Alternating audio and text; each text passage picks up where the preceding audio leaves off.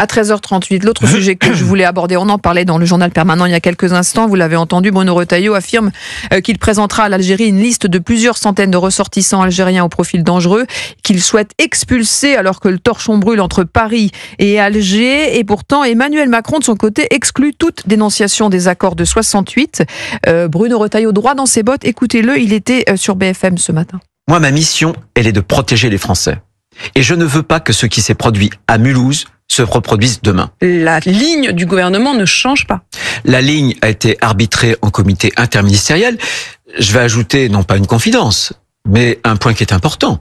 C'est qu'au moment où cette ligne a été arrêtée, le Premier ministre nous a indiqué qu'il en avait, bien entendu, parlé avec le président de la République. C'est une riposte graduée, et cette riposte, elle a commencé. Et nous avons une graduation qui pourrait nous amener jusqu'à la remise en cause de ces accords. Voilà, une riposte graduée, une remise en cause, voilà, une discussion qui va s'entamer pendant plusieurs mois, de 4 à 6 mois pour revoir ça. Et de l'autre côté, Emmanuel Macron qui dit non, on va pas remettre en cause ces accords. Ça se tend quand même entre Emmanuel Macron et Bruno Retailleau. Ce que nous constatons, c'est que l'illusion d'une unité gouvernementale mettant fin à la polyphonie de ce comité interministériel, je modifie juste, le gouvernement s'est donné un délai de 4 à 6 semaines pour faire le point sur les accords de Donc ce qui avait été dit apparaissait comme une position unanime, très largement partagée.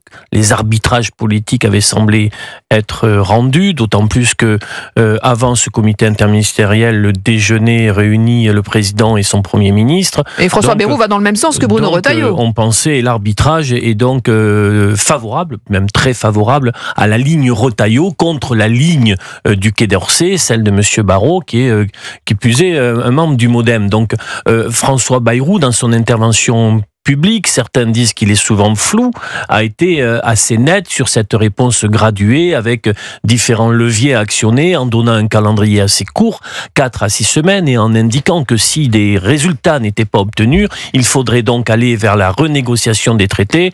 Celui de 68, mais là, il y a un bras de fer qui s'engage quand même. Celui de 68 et notamment celui de 94. Et patatras, le président de la République, Emmanuel Macron, pensant peut-être pouvoir réactiver un contact humain qu'il a avec le président Tebboune, malgré la gravité de la situation et l'emprisonnement en Algérie de Boualem Sansal, Emmanuel Macron donne le sentiment de déchirer cette feuille de route gouvernementale en reprenant son domaine réservé. Et Emmanuel Macron désavoue Bruno Retailleau, c'est la une aujourd'hui du quotidien algérien El Watan qui reprend justement cette déclaration du président. Mais Emmanuel Macron désavoue son Premier ministre, puisque son Premier ministre nous dit qu'il avait eu l'accord du président de la République avant qu'il n'annonce lui-même. Qu'est-ce que ça dit, ça ?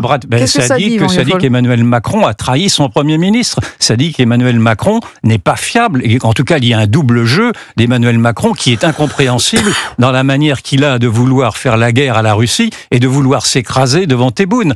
Poutine serait notre ennemi. Est-ce que c'est pour affaiblir la droite en vue de 2027 ? D'affaiblir la droite, mais il n'a pas besoin de ça pour affaiblir. Dès qu'il ouvre la bouche, il consolide la droite. Voilà. Mais non, mais de toute façon, Retailleau maintenant a un jeu très, très, très facile à jouer. Il est de montrer, par ses prises de position courageuses, mais élémentaires malgré tout, c'est ce que dit Retailleau, tout le monde le pense. Oui, et mais il va quand même assez fort. Et là, pour le coup, il a refoulé récemment l'épouse d'un ambassadeur.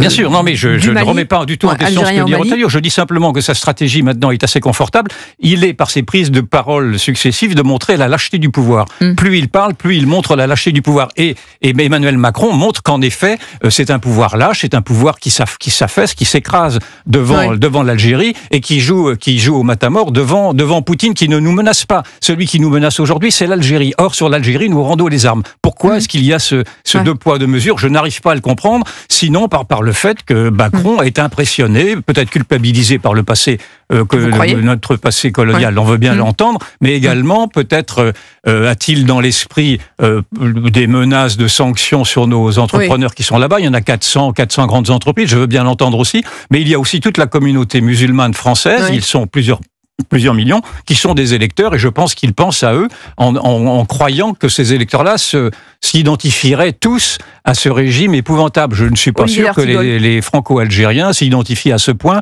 à un régime qu'ils ont fui.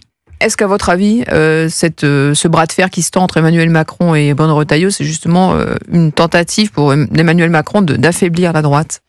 Il a eu en plus une petite phrase indiquant qu'il ne fallait pas de calcul politique sur ce dossier-là. La cible de cette référence est très facile à trouver. Il s'agit de la campagne interne que se mènent Bruno Retailleau et Laurent Wauquiez pour la présidence des LR, des Républicains. Et en effet, Bruno Retailleau joue très confortablement l'opinion publique. Parce que nous avons dans notre pays une opinion publique qui est très marquée à juste titre par différentes affaires. La dernière étant l'assaillant de Mulhouse, qui faisait, on l'a déjà dit ici, partie d'une première liste qui avait été présentée par Gérald Darmanin à l'époque en mai 2024 et l'Algérie avait aux autorités algériennes en disant qu'il fallait absolument accueillir ce ressortissant, ce que les autorités algériennes n'ont pas souhaité faire. Donc bien évidemment, Bruno Retailleau est aussi sur un combat politique, mais un combat aussi pour, porté par l'opinion publique, gagner son bras de fer avec Laurent Wauquiez. À 13h44, on reste ensemble, on se retrouve dans quelques instants. Et avec cette question, veut-on chasser les pauvres des métropoles ? Les ZFE, ces fameuses zones à faible émission qui se multiplient pour les voitures critère 3, ne sont-elles pas les zones à forte exclusion ? Vous entendrez Alexandre Jardin, l'écrivain. Il était sur Europe 1 ce matin et il dit quelque chose de très juste. À tout de suite. 13h-14h, vous écoutez Céline Géraud sur Europe 1. Europe 1, 13h.